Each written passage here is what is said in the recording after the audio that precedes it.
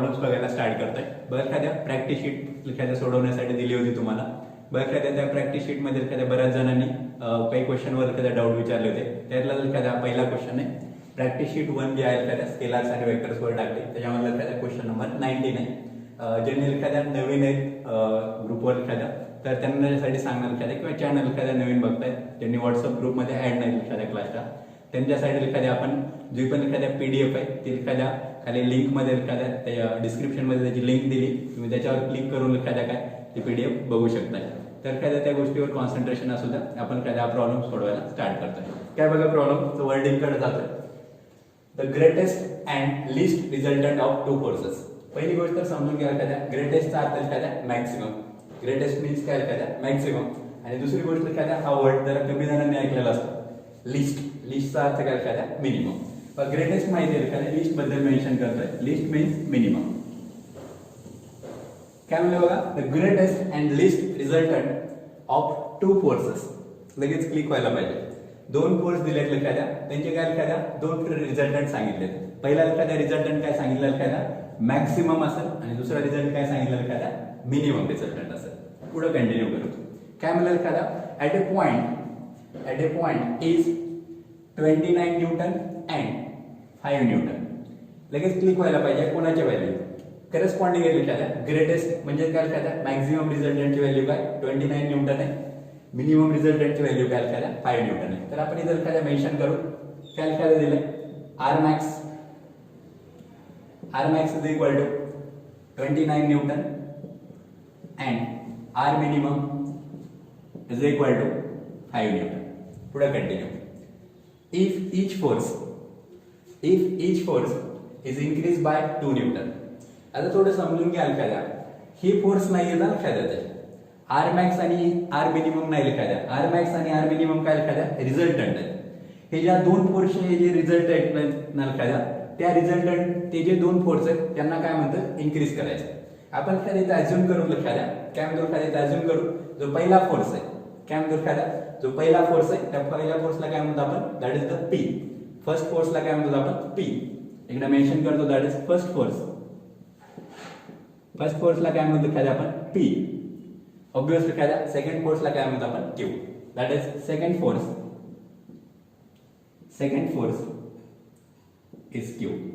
आणि काय सांगता येईल एखाद्या if each force is increase by 2 newton. म्हणजे एखाद्या काय त्या P ला पण एखाद्या 2 न्यूटन इन्क्रीज करायचंय. Q ला पण काय एखाद्या 2 न्यूटन इन्क्रीज करायचंय. म्हणजे एखाद्या नवीन येणारे फोर्स वेगळे असतील. आणि काय म्हणते then resultant of two forces acting at right angle. Right angle म्हणलं की लगेच क्लिक व्हायला पाहिजे काय एखाद्या थीटा इक्वल टू 90 डिग्री. दोन फोर्स त्याच्यात एकमेकांना perpendicular to each other is. म्हणजेच काय एखाद्या हे दोन फोर्स P आणि Q त्याच्यामध्ये एखाद्या दोन ऍडिशन केली म्हणजे काय P+2 आणि Q+2 हे जे येणारे दोन फोर्स आहेत एखाद्या ते एकमेकांना कसे परपेंडिक्युलर त्यालाच काय म्हणलं एखाद्या राईट अँगल. याचा अर्थ काय एखाद्या थीटा इज इक्वल टू काय 90 डिग्री असं जर असतील तर आपल्याला काय विचारलं एखाद्या then find the value of the resultant force. तर एखाद्या आपल्याला हे स्टार्ट करायचंय. याच्यात एखादे ऑप्शन दिलेत काय option 24 Newton. Second option 25 Newton. Option C 34 Newton. Option D 40 Newton. तर एखाद्या ट्राय करायला एखाद्या त्याच्या वर्डिंग वरून एखाद्या आपण सोडवायला स्टार्ट करू. सगळ्यांनी एखाद्या ट्राय केला असेल एखाद्या आपण आता सोडवायला स्टार्ट करतोय. बरं एखाद्या काय दिलंय R max is equal to 29 newton. R minimum is equal to 5 newton. First force त्याचा मॅग्निट्यूड एखाद्या P आहे. त्या फोर्सला एखाद्या वेक्टरच्या फॉर्मॅटमध्ये जरी म्हणलं तरी चालत. That is first force is the P bar. Second force is the magnitude Q that is called as Q बार. आता एखाद्या आपण पुढे कंटिन्यू करतो एखाद्या काय म्हटलं एखाद्या अंडरस्टँडिंग करतो आर मॅक्स. बरं एखाद्या दोन फोर्स आहेत त्यांचा रिझल्टंट एखाद्या मॅक्सिमम कधी असेल तर एखाद्या क्लिअर असू द्या. ज्यावेळी दोन फोर्सची एखाद्या काय केली जाईल ऍडिशन केली जाईल. त्यानंतर एखाद्या दोन फोर्सची ऍडिशन केली जाईल त्यावेळेस त्याचा रिझल्टंट काय असेल मॅक्सिमम. आता लगेच विचार यायला पाहिजे एखाद्या की ऍडिशन कधी करतोय आपण. बरं एखाद्या ऍडिशन कधी करतोय ज्यावेळेस दोन फोर्स कसे असतील एकमेकांना पॅरलल. आपण एखाद्या नोटमध्ये लिहून घेतलंय if two forces are parallel to each other. Force म्हणायच्या वेळी काय वेक्टर्स म्हटलं होतं. If two vectors are parallel to each other then add them. त्याच्यात तेच कंटिन्यू एखाद्या याचा अर्थ काय एखाद्या आर मॅक्स कधी भेटेल एखाद्या आपल्याला ज्यावेळेस दोन फोर्सेस कसे असतील एकमेकांना पॅरलल. काय म्हणतो एखाद्या if two forces are parallel then resultant is maximum.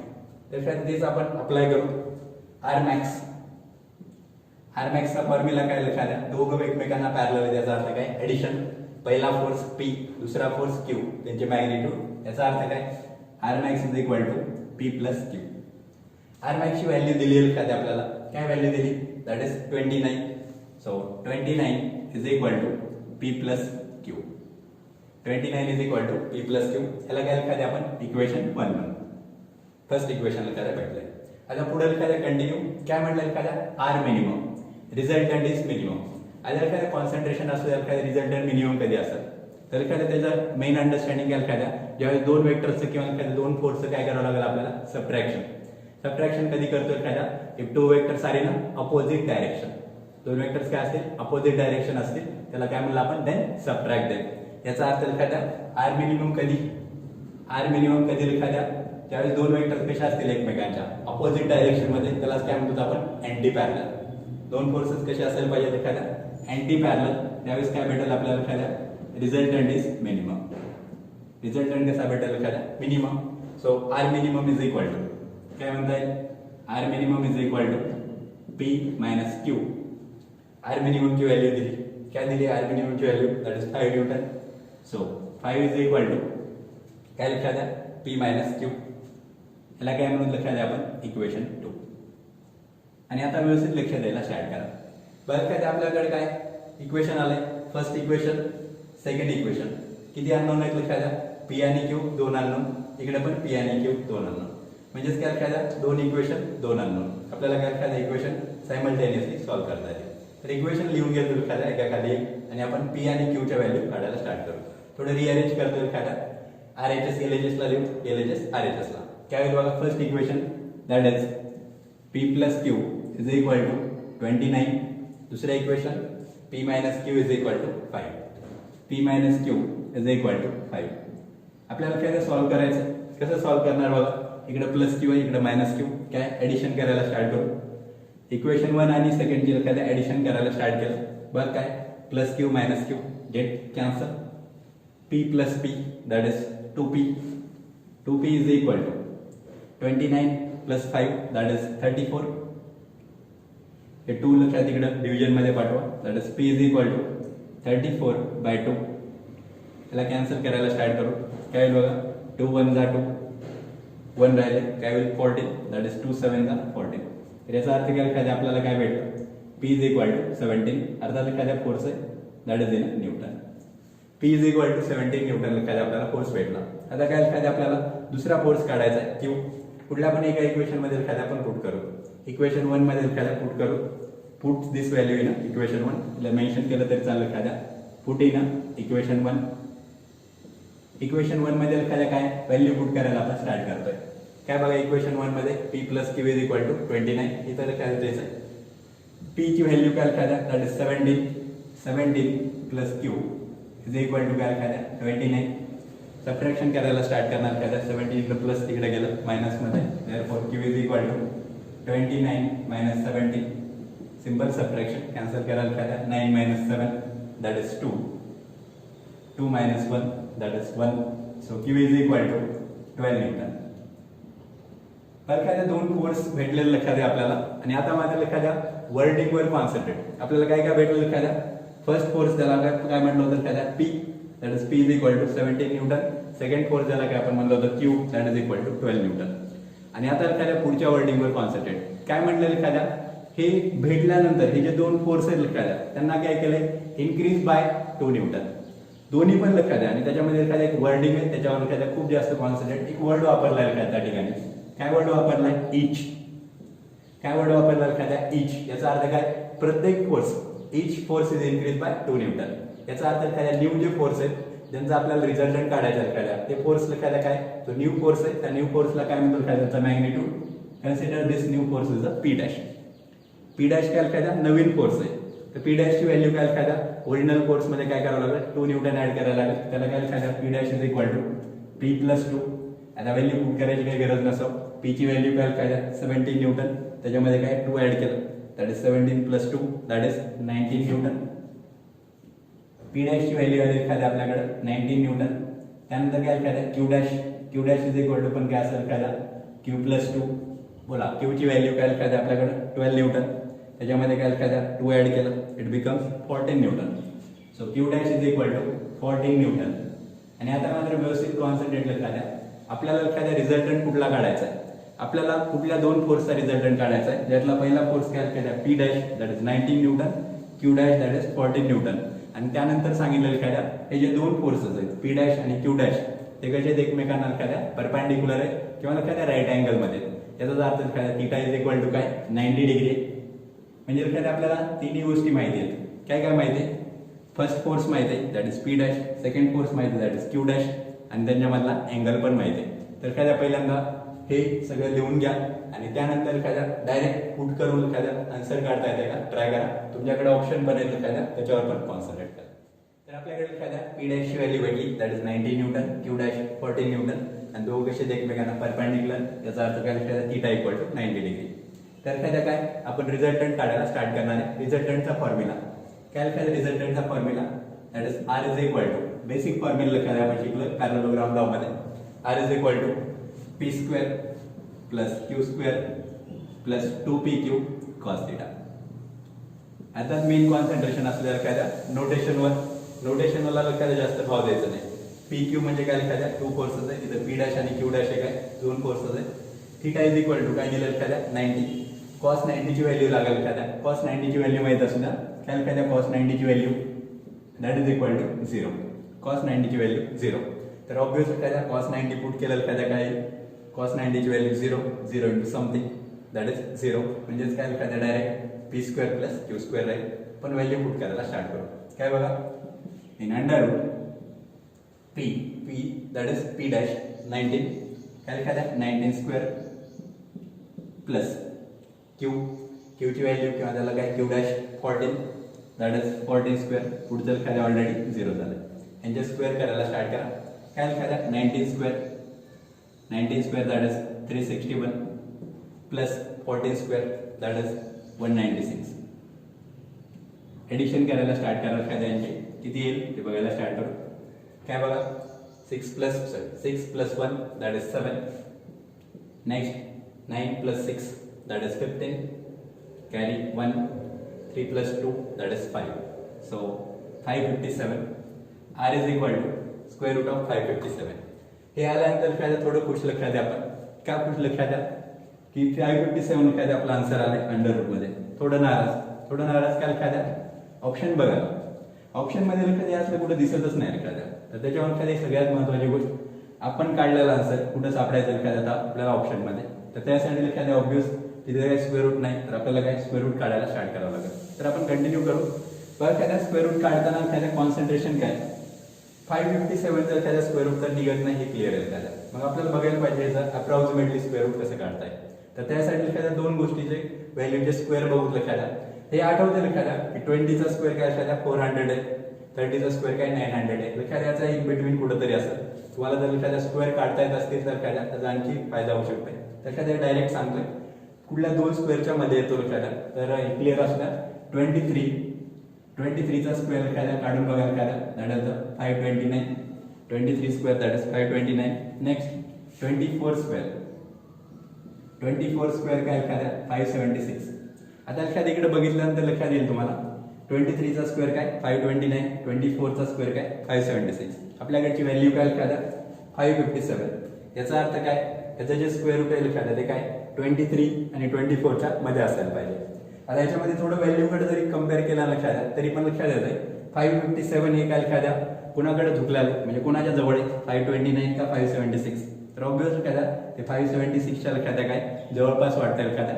याचा अर्थ काय लक्षात द्या याचा जे पण आन्सर येईल लक्षात द्या स्क्वेअर रूट ऑफ 557 अप्रॉक्सिमेटली सांगतो लक्षात द्या. ती व्हॅल्यू काय लक्षात द्या this is the symbol of approximation. Approximately लक्षात द्या जी पण व्हॅल्यू येईल लक्षात द्या 23 आणि 24 च्या मध्ये असेल. 23 आणि 24 च्या मध्ये असेल पण काय लक्षात द्या 24 कडे जरा जास्त झुकलेले असेल. तर आपण लक्षात द्या म्हणून त्याला दॅट इज 23.6 किंवा 23.7 वगैरे घेऊ शकतो. So this is the value of the resultant 23.6 Newton. Option मध्ये आहे का लक्षात द्या 23.6 न्यूटन. बघा लक्षात द्या ऑप्शन मध्ये ऑब्व्हियस काय त्याच्या जवळ असणारा कुठला लक्षात द्या 23.6 तर नाहीये. त्याच्या जवळ लक्षात द्या कुठला आहे that is the 24 Newton. So that is option A is the correct one. आता आपण एखाद्या हा प्रॉब्लेम ज्यावेळेस एखाद्या आपण सोडवायला घेतला एखाद्या किंवा तुम्ही ज्यावेळेस सोडवायला घ्याल एखाद्या तर त्यावेळेस एखाद्या आता भीती वाटू शकते की सर एवढा वेळ कसा लागेल एखाद्या किंवा एवढा वेळ जर परीक्षेमध्ये जर लागला तर कसं चालेल. तर ही गोष्ट सांगून एक क्लिअर करतो एखाद्या हे ज्यावेळेस एखाद्या मी तुम्हाला समजावून सांगतो एखाद्या तर त्यावेळेस एखाद्या वेळ लागते पहिली गोष्ट. आणि दुसरी एखाद्या तुम्ही जसजसं पुढे जाल एखाद्या तसं एखाद्या खूप फिनिशिंग वाढत जाईल एखाद्या आणि मेन कॉन्सन्ट्रेशन एखाद्या ज्या मधल्या स्टेप एखाद्या वापरतोय आपण तिथला वेळ एखाद्या खूप कमी होऊन जाईल. म्हणजे एखाद्या तुम्ही जर वर्डिंग एखाद्या काळजीपूर्वक वाचायला स्टार्ट केलं R max is equal to direct तुम्हाला पी प्लस क्यू लिहिता येईल आणि पी प्लस क्यू ची एखाद्या व्हॅल्यू डायरेक्ट 29 न्यूटन. म्हणजे एखाद्या ज्या मधल्या स्टेप आहेत ना एखाद्या त्या सगळ्या गायब होऊ शकतात. आणि दुसरी गोष्ट सांगतो एखाद्या जे पण एखाद्या सीईटीची एक्झाम असेल नीट असेल किंवा जेडब्ल्यूची एक्झाम असेल त्या एक्झाम मध्ये एखाद्या सगळेच क्वेश्चन एखाद्या टिपिकल नाही असत. वेगवेगळ्या टाईपचे क्वेश्चन असतील. काही क्वेश्चन एखाद्या कसे सिंपल काही मीडियम काही एखाद्या टिपिकल. एखाद्या हा ऑब्वियस एखाद्या टिपिकल सेक्शन मध्ये येतो. जे एखाद्या इझी क्वेश्चन असतील त्यांना एखाद्या पेन टेक होण्याची पण गरज नाही. एखाद्या बघितला क्वेश्चन एखाद्या तुमची जर स्पीड असेल एखाद्या तर 30 सेकंड मध्ये आन्सर येऊ शकतं त्याचं. याचा अर्थ काय एखाद्या ते जर तिचा जो शिल्लक राहिलेला वेळ एखाद्या आणि तो शिल्लक ठेवायचा एखाद्या आपल्याला तो वेळ एखाद्या अशा प्रॉब्लेमला वापरला जाऊ शकते. सध्या एखाद्या हा प्रॉब्लेम सोडवण्यासाठी एखाद्या जर तुम्ही फिनिशिंग एखाद्या व्यवस्थित केलं तर 1.5 ते 2 मिनिट लागू शकतात. तुम्ही जर एखाद्या त्याच्यावर आणखी मेहनत घेतली एखाद्या तर याच प्रॉब्लेमचा वेळ एखाद्या 1 मिनिटापर्यंत पण येऊ शकतोय. आणि आपल्या क्लासमधले स्टुडंट एखाद्या 1 मिनिटाच्या आत एखाद्याला सोडवतात. तर एखाद्या कॉन्सन्ट्रेशन तेच एखाद्या सगळ्याच गोष्टीवर एखाद्या व्यवस्थित लक्ष असू द्या. आता हा प्रॉब्लेम लिहून घ्या एखाद्या पुढे आपण कंटिन्यू करू. तर आपण नेक्स्ट प्रॉब्लेम बघतो बघा एमसीक्यू लिखायला that is multiple choice question. बघा एखाद्या काळजीपूर्वक काय म्हटलंय प्रॉब्लेम मध्ये which of the following is not correct. याच्यावर एखाद्या कॉन्सन्ट्रेट निवेदन गायब करलेलं एखाद्या which of the following is काय म्हणलं एखाद्या नॉट करेक्ट. कुठलं रिलेशन करेक्ट नाहीये. मग त्याचा अर्थ एखाद्या समजून घ्या की चुकीचं उत्तर सापडायचं आपल्याला. जे चूक आहे ते काय एखाद्या इथं बरं करेक्ट असणार आहे. तर एखाद्या आपण आता याच्याकडे जाऊ एक एक एखाद्या ऑप्शन चेक करायला स्टार्ट करणार. I cap dot J cap I cap dot J cap एखाद्या काय बोललो आपण डॉट प्रोडक्ट दोन वेक्टर एकमेकांना परपेंडिक्युलर आहे. दोन वेक्टर एकमेकांना परपेंडिक्युलर असतील डॉट प्रोडक्ट काय एखाद्या 0. So I cap dot J cap is equal to 0. हे काय एखाद्या रिलेशन करेक्ट आहे. बघा काय रिलेशन करेक्ट आहे. काय जर लगेच जोश मध्ये असेल ऑप्शन ए इज करेक्ट निघलेलं एखाद्या पुढे तर काळजीपूर्वक एखाद्या काय विचारलं आपल्याला नॉट करेक्ट. याचा अर्थ एखाद्या हे रिलेशन बरोबर आहे पण आन्सर नाहीये. पुढं के कॅप डॉट के कॅप दोन वेक्टर काय एखाद्या पॅरलल आहे युनिट वेक्टर आहेत. बघा एखाद्या झेड डायरेक्शन मधलं दोन्ही युनिट वेक्टर तर त्यानंतर डॉट प्रोडक्ट काय असतं एखाद्या बघा काय म्हणलं P bar dot Q bar दोघं जर काय असतील parallel that is P Q. दोघांची मॅग्निट्यूड काय 1 आहे. याचा अर्थ K cap dot K cap is equal to 1. याचा अर्थ एखाद्या हे पण करेक्ट आहे. J cap cross K cap बघा क्रॉस प्रोडक्ट आलं की एखाद्या आपलं काय कॉन्सन्ट्रेशन त्या मेन एखाद्या सर्कलवर काय एखाद्या circle this the anti clockwise direction मध्ये काय एखाद्या हा आय कॅप हा काय जे कॅप हा काय के कॅप काय ठरलेलं एखाद्या आपलं अँटी क्लॉकवाईज डायरेक्शन मध्ये असेल बोला anti clockwise direction positive clockwise direction काय एखाद्या निगेटिव्ह. आता एखाद्या रिलेशन बघू जे कॅप क्रॉस के कॅप बघा कुठून कुठं जायचंय जे कॅप क्रॉस के कॅप कुठून कुठं चाललो अँटी क्लॉकवाईज. आन्सर काय असेल एखाद्या आय कॅप अँटी क्लॉकवाईज याचा अर्थ काय पॉझिटिव्ह. सो जे cap cross K cap i cap याचा अर्थ काय दिस इज ऑल्सो करेक्ट रिलेशन. आता लास्ट याच्याकडे जाऊ i cap cross K cap बघा काय एखाद्या i cap cross K cap i cap इकडे असं यायचं नाही एखाद्या याच्यामध्येच येईल म्हणजेच काय i cap cross K cap कुठली डायरेक्शन एखाद्या येईल क्लॉकवाईज डायरेक्शन याचा अर्थ काय एखाद्या negative. I cap cross K cap is equal to काय यायला पाहिजे एखाद्या मायनस जे कॅप पण इथं दिलंय काय एखाद्या प्लस जे कॅप. याचा अर्थ काय एखाद्या दस द रॉंग रिलेशन. हे काय एखाद्या रॉंग रिलेशन आहे आणि रॉंग रिलेशन एखाद्या सो दस द आन्सर. याचा अर्थ काय एखाद्या ऑप्शन डी काय म्हणतो एखाद्या ऑप्शन डी हे काय एखाद्या इनकरेक्ट असलेलं रिलेशन आहे एखाद्या आणि आपल्याला तेच काय पाहिजे एखाद्या तेच आन्सर म्हणून पाहिजे that is option D is correct. बघा त्याच्यावरनं समजून घ्या एखाद्या की आपण एखाद्या पाठीमागचा प्रॉब्लेम बघितला एखाद्या तो सोडवण्यासाठी एखाद्या खूप वेळ लागतो. काही प्रॉब्लेम एखाद्या काय त्या टाईपचे असतील काही प्रॉब्लेम एखाद्या या टाईपचे त्याच्यामध्ये काय एखाद्या बघितलं की काय एखाद्या लगेच क्लिक होऊ शकते. तर त्या हिशोबाने एखाद्या कॉन्सन्ट्रेट असू द्या. आपण एखाद्या बाकी आपण पुढच्या लेक्चरमध्ये कंटिन्यू